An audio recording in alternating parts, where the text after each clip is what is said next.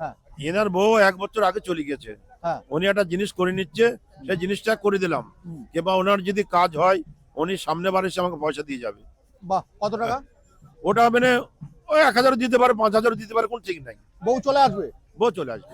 আজ 30 বছর কাজ করছি, কেউ খারাপ বলেনি। আমার বাবা থাকতে আমি তখন ছিলাম, কিন্তু বাবা তখন মরে গেছে, গত হয়ে গেছে। হুম। এইবার এরম ভাবে 10 গুরু আমার কাছে এসছে, আরো আমার কাছে হাজার হাজার লোক শিখে গিয়েছে। আচ্ছা আচ্ছা, আংটি, হাতে যে আংটি দেন আপনারা, আংটিতে কেমন কাজ হয়? আংটি পাথরের ভাই 10 পয়সা, যেরকম একটা জামার যাট্টুক কাজ, পাথর তাট্টুক কাজ, হীরা মুক্ত জহর যে কোনো পাথর আমি বলছি, তার 10 পয়সা ছাড়া 20 পয়সা কাজ হয় না। পাথরের যাট্টুকু কাজ, তারটুকু তোমার জামার কাজ, তারটুকু তোমার সুটের কাজ। আমি বলে দিলাম আপনার, ঠিক। পাথর হাতর সুতা জুতা এটা কে পড়তো? এটা একটা মাহারেরা পড়তো। হ্যাঁ। 4টা আংটি পড়বে, তার হাত শখিন হয়। এটা আমি বলে দিলাম, সত্য কথা। পাথর পরে কেউ কোনদিন রাজা হয়নি আর বাদশাহ হয়নি। আমার কাছে শোনেন, এটা রাজা বাদশাহ জিনিস ছিল, সাধারণ গরিবের জন্য না। হ্যাঁ। কেন মূল শেকড় হাকিমি গাছ যে পড়েছে, সে জ্ঞান বুদ্ধিমান অর্জন করেছে, তার জীবনে কোনদিন অভাব কষ্ট হবে না।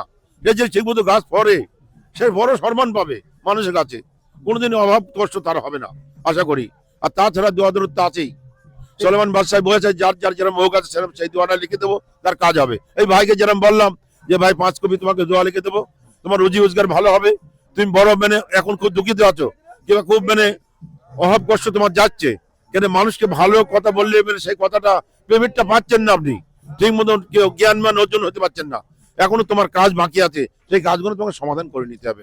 মূলত আপনারা কি এই চর্চা করতে করতে মানুষকে পড়তে শিখে গেছেন? হ্যাঁ, মানুষকে ধরেন আমি যাকে যা দিই, কেউ যদি বলে যে আমার পয়সা নাই দাদা, কোনো মানুষ ধরুন সামনে এসে বসলো, মানুষকে দেখে একটা আইডিয়া করে নিতে পারেন না? আমি বলে দিই আপনার, যদি মানুষটা যে নাম বললো যে ভাই তোমার এই নাম, তোমার এই গুণা ব্যাপার আছে, আগে কি হয়ে গেছে সেখানে আমি বলে দিই, যে পরে কি হবে সেটাও আমি বলে দিই। কেন সেই জিনিসগুলো আশ্চর্য আমি তাকে বলে দিই, সে ফিরে বছর এসে বলে না দাদা ঠিক আছে। ঠিক।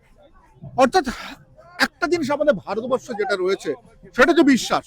কারণ মানুষের অর্থের এত অভাব না, তারা অর্থের অভাবে ঠিকমতো পড়াশোনা করতে পারে না, খেতে পারে না, তারা অনেক সময় দুর্বল হয়, যার জন্য কিন্তু তারই ফাঁক দিয়ে এই সমস্ত অতিপ্রাকৃত বিষয় নিয়ে সবাই কিন্তু মানুষের ভাগ্য গণনা, ভাগ্য চর্চা এগুলো করতে থাকেন। এই আব্দুল বাবু ইনি কিন্তু কোনো পড়াশোনা করেননি, তিনি আর্সেনিকের নামটাও শোনেননি, তবে তাকে যেটা বললাম সে সেটা এখনো পর্যন্ত বুঝতে পারেননি। তবে একটা কথা আপনাদেরকে বলি, বিশ্বাস, বিশ্বাসে মিলাই বসে তর্কে বহুদূর। দেখবেন শুধু আব্দুল বাবু কিন্তু জলে ফু দেন না, দেন কিন্তু ভারতবর্ষে প্রচুর এরকম তান্ত্রিক, এইসব গুণিন, এইসব জাতীয় লোক রয়েছেন, এবং তাদের এই ফু পেয়ে অনেকে কিন্তু ভালো হয়ে যায়। বেশিরভাগ মানুষের নাকি পেটের ব্যথা ভালো হয়ে যায়, কাঁটের ব্যথা ভালো হয়ে যায়। তবে একটা জিনিস মনে রাখবেন, বিশ্বাস আর টাচ থেরাপি এটা খুব বড় কাজ করে। এটা কিন্তু মানুষের বিশ্বাস যাকে করে তার মধ্যে দিয়ে আসে। আমি শঙ্কর রয়েছে আপনাদের সঙ্গে, ইন্ডিয়া নিউজ 24 দেখতে থাকুন।